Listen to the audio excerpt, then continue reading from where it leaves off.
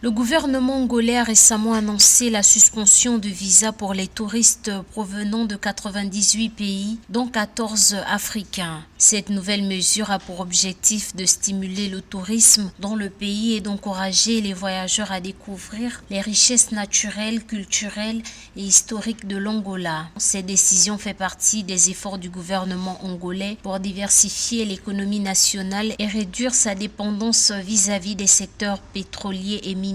Considéré comme un secteur clé dans sa stratégie de diversification économique, le tourisme a généré 19,2 millions d'euros de recettes en 2021.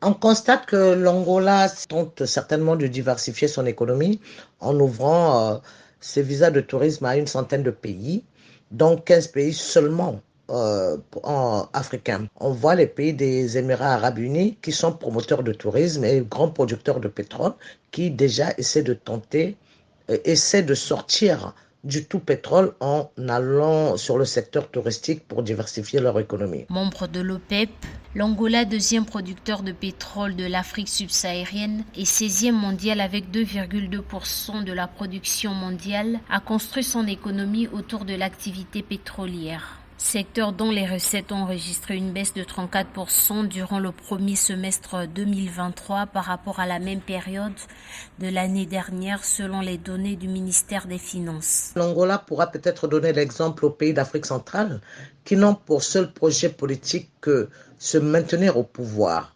alors qu'ils ont des sites extraordinaires qui pourra faire qu'ils sortent du tout pétrole en développant leur secteur touristique et pouvoir ne pas voir que la politique comme offre à leur population. Soucieux de positionner désormais le secteur touristique comme secteur clé de son économie, l'exemption de visas touristiques devrait faciliter les voyages et rendre plus attractive la destination Angola, pays qui accueillait en moyenne 217 000 voyageurs par an avant la crise sanitaire de Covid-19, envisage à travers cette suspension de visas touristiques relancer ce secteur dont la contribution au PIB en 2019 était estimée à 1%.